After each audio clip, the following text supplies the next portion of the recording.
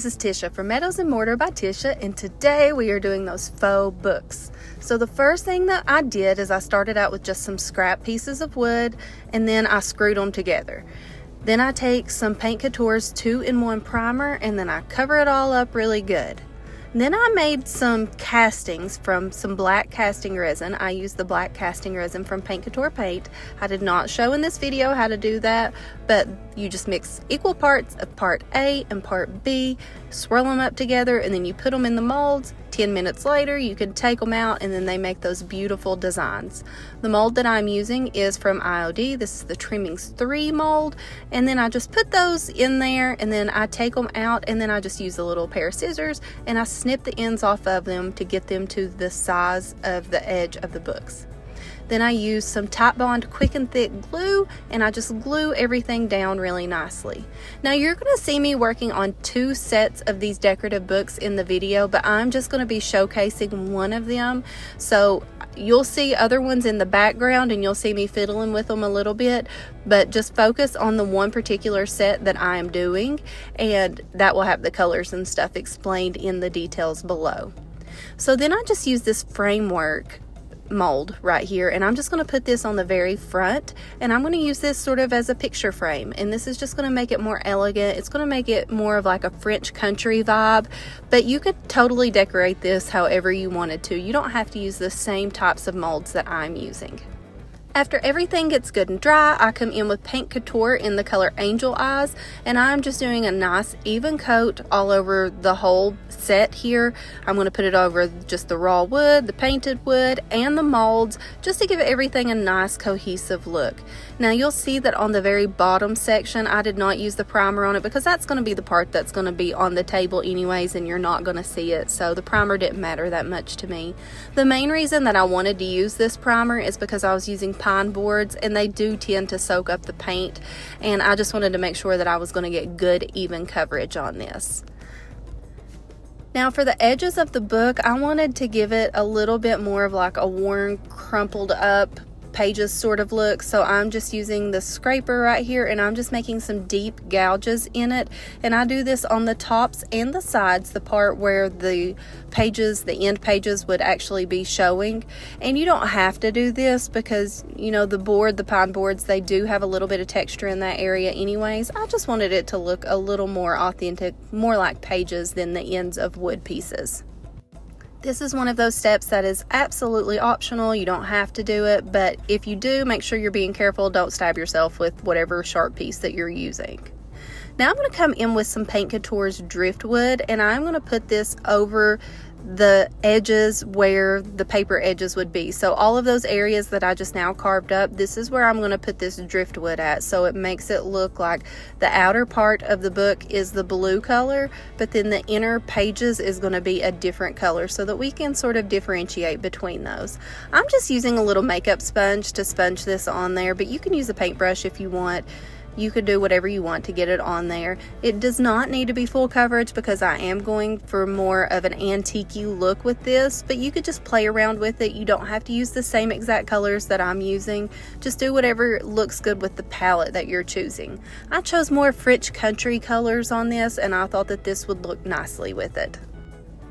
So after you get that on there, then we're going to grunge it up a little bit. Now I do wait until this paint dries before I go on to the next step, so give it a few hours or overnight. But I come in with Paint Couture's light brown sugar glaze, and I'm just going to put this all over those same exact areas before, like the end papers that would be showing. And then once that you put it on there, then you can just wipe it off with a cloth to get any of the excess residue off of there, and it's just going to give it a nice sort of like a tea-stained look to the edges of our paper. And if you don't have glazes, then you could take some brown paint and you could water it down and do essentially the same effect to it. If you're interested in trying any of the Paint Couture products that I'm using today, then I will put a link in the description box, and it will take you straight there to where you can get those products. So remember, I used that light brown sugar glaze as my end edges for my paper. Now I'm going to come in with Paint Couture's Van Dyke brown glaze. This is going to be a little bit of a darker brown, and I'm going to use this all over the front of the books.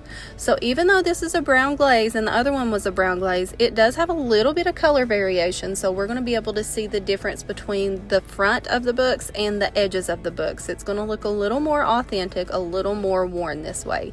So anywhere that the blue is, I'm just going to use this Van Dyke brown glaze to kind of muddy it up a little bit to make it look a little more dirty and antiqued. Then I wipe off the excess of it. Make sure that whenever you're working in those molds that you're really letting it settle down to the inside crevices of those molds so that you can get a good contrast in between the colors, and it's really going to brighten it up, and it's going to make you see that there are a lot more high and low points, and it's going to show you those details a lot better if you do it that way.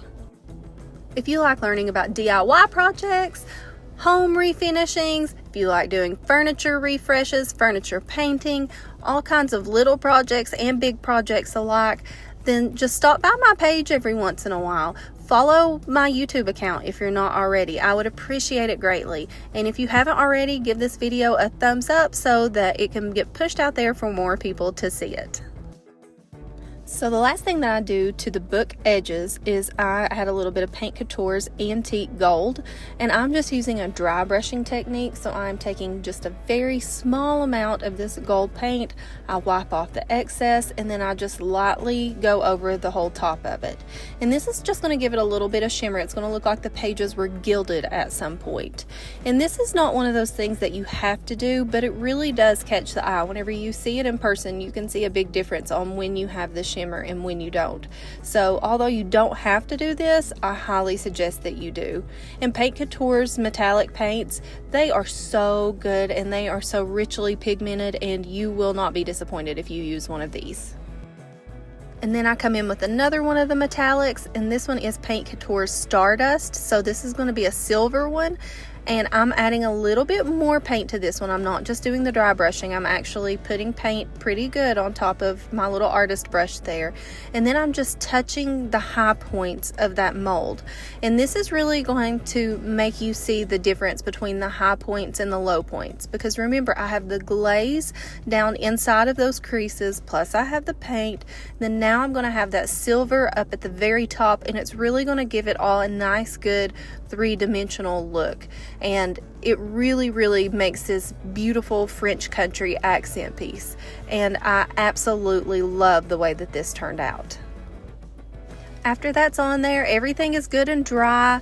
My base coat on there has been dry for at least a whole day. Then I'm going to come in with a transfer. So this is a furniture transfer that I'm getting ready to use. This is from IOD, but this can absolutely be used on decor. It does not have to be used on furniture. So it's just this little label. I cut it out, and then I put this down, and then I use a little popsicle stick to rub it on. Now this actually comes with a stick in the package, but I didn't know what happened to mine, so I used a popsicle stick. You can see that I broke it, but it doesn't matter. I just take it and I rub it all down really well. Then once that it's all adhered, then I pull that backing sheet off, and then my image is going to be left inside of there. Now with just a decor piece that you're not going to be moving around a whole lot, you don't have to seal it, but I do suggest that you seal any sort of furniture transfer, because that's what the manufacturer says to do, and I don't want you being like 4 or 5 years down the road and it start to peel up on you or anything. So I just add a tiny little piece to this middle top book section so that it'll look like the peekaboo of another cover coming through, but this is just some script from that same transfer that I had used. I don't know what it says, something in French. Then I come in with some dark wax. I used Annie Sloan's dark wax. That's just because that's what I have on hand. I'm using that to age it, and it's also going to seal in that transfer. You can use any sort of wax that you want. You could use a top coat on there if you would prefer, but here is the final product, guys. What do you all think? Is it something that you think you could do? Can't wait to see you all next time. Bye.